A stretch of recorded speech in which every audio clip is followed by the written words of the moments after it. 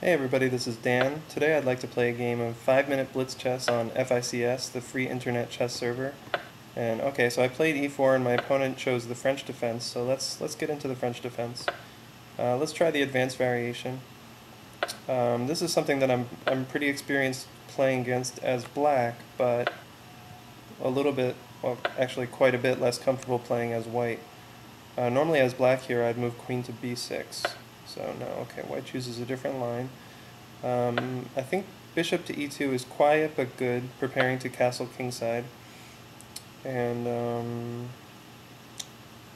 I'm wondering if bishop to g5 would be annoying or not. Kind of inclined to give it a shot. You know, if for some reason the pawn pushes to block, okay. I was thinking either pawn push, but then my pawn on e5 is also poised to guard that square. So here I think I might as well just exchange these bishops off. I don't mind. Normally the bishop that is better for black in the French defense is that dark squared bishop, so you'll see the light squared bishop on c8 is, as is typical in the French defense, doesn't have, you know, many squares to move to. So I think I'm happy with that. Let's castle. Black will probably do the same. And then let's figure out what to do with our knight here. Knight to d2 seems like a good start. After which, do I want to exchange? I think just take with the pawn. And my knight could go to b3. It might be good there because it's also getting ready to jump to c5. Although black could play pawn to b6 to dislodge it at some point. Or the other option... Oh, should I play en passant? I think I just, rather than capture en passant, I think I just allow black to close up the king side with that pawn move to f5. And I think what I'm going to do is play rook to e1, partly because I need to develop my rook, but also because I have the option now to move my knight to f1 and then maybe to e3 or g3. I'm not totally certain where I want to put that knight yet, but rook to e1 at least expands the options that I have regarding how to develop my pieces. So, kind of depends on what black does here. Let's see. So I think white and black both have very playable positions here. I do wonder whether that pawn move to f5 was good or bad for black. I don't know. I think that it's possible that could end up helping me. But I think time will tell on that. Okay, so let's just move my rook on a1 over to the open c file. I'm still hesitating as to where to put that knight, so kind of just trying to develop my other pieces until I decide my plan for my d2 knight. Could either go to the king side or the queen side.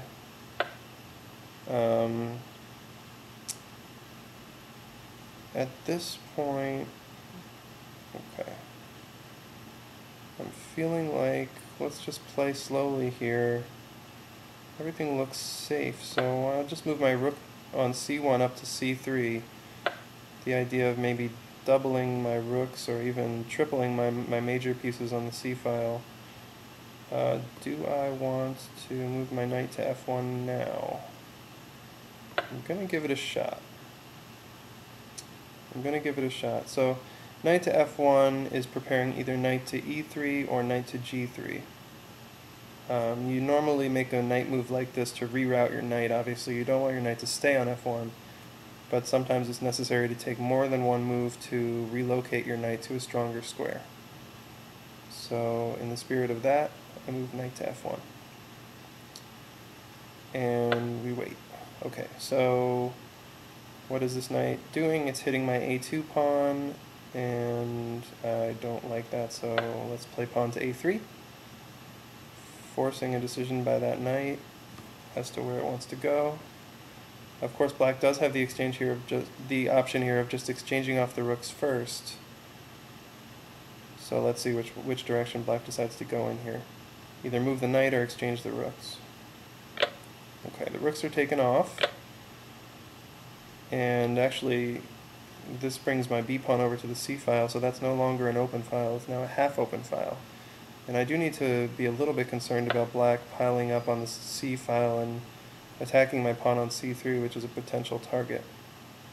So, but the more pressing concern here is that my pawn on a3 is hit by the queen.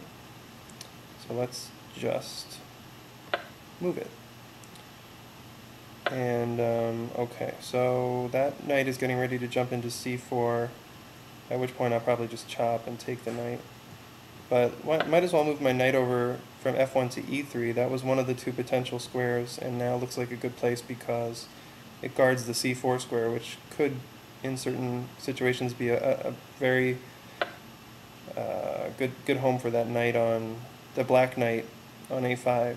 If it were to jump into c4, that could end up being a good place. Okay, so the rook hits the pawn, and I need to protect it.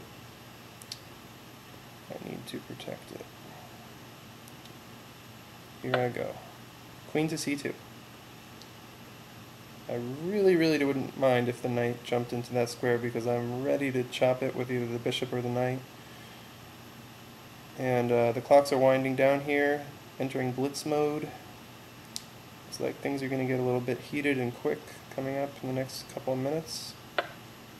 I see. How do I protect it? Okay. Rook back to c1. Right? Right. Okay. So if rook takes, queen takes, queen takes, rook takes. So black can't take at this point. Hitting my bishop. Okay. So king to f1, protecting the f1 square. Sorry, protecting the e2 bishop. Okay. Knight takes, king takes. Still feel okay about the way things are going here. Here's a check, but it's not too scary. Let's just move the king over to e1. Now if the knight decides to jump onto c4, the bishop does back it up from a6. So, let's see what happens.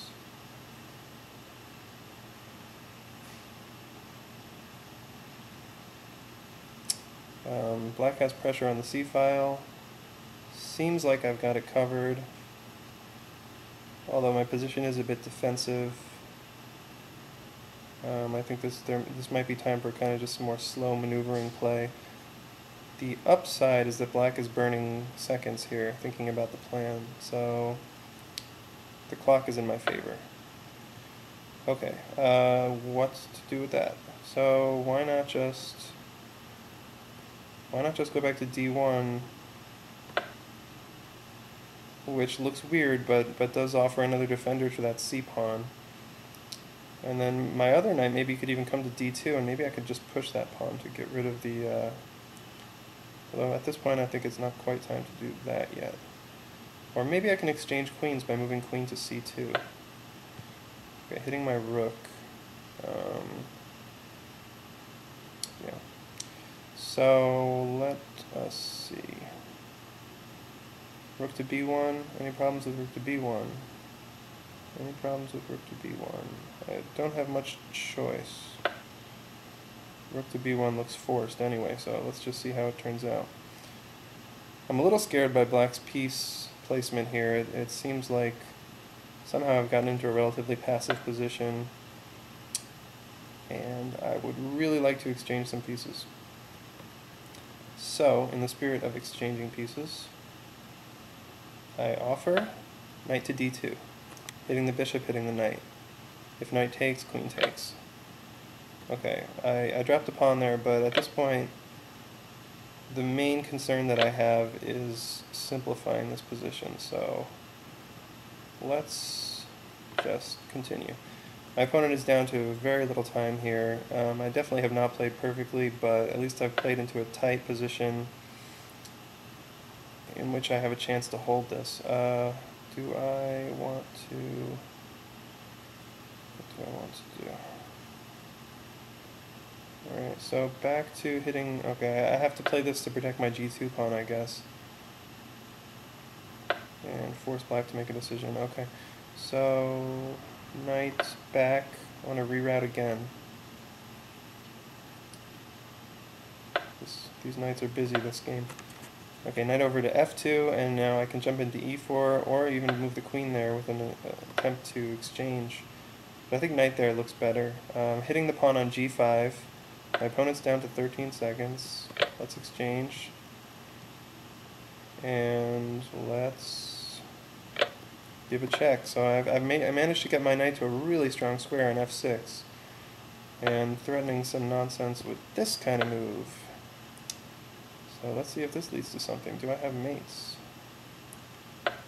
Okay, I don't know what the best continuation is here. I'll take a second to think about it, but if I don't find it, I'm just going to move.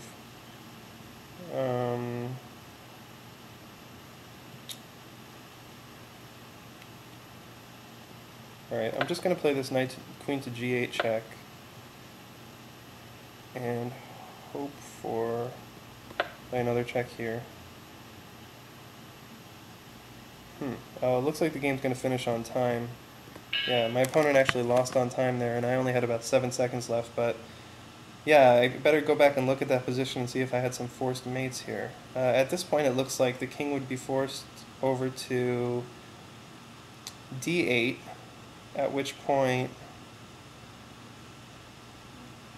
I'm still not sure that there's how to force checkmate here. I'll have to go back and look at it. But anyway, turned out to be a pretty tight game there. In the final position, I'm actually down a pawn, but I have an initiative with my attack on black's king with my knight and queen. My knight is strongly posted on f6, so ended up just being a time issue. But hope you enjoyed this video. I call my YouTube channel and my Facebook page the Chess Classroom, and I don't intend that as just me teaching. I really also would like this to be kind of a dialogue, and I would love to hear from you guys as to how I could have improved my play, ideas for ways that I could play better chess, and even for ways that I could offer materials that would be more helpful to you. So I would love this to be something where I could get lots of feedback from you guys. What did you like? What didn't you like? How could it be better? Anything you want to say would be appreciated. So anyway, hope you enjoyed the video, had fun making it, and I will share more soon. Thank you very much, and take care. Bye.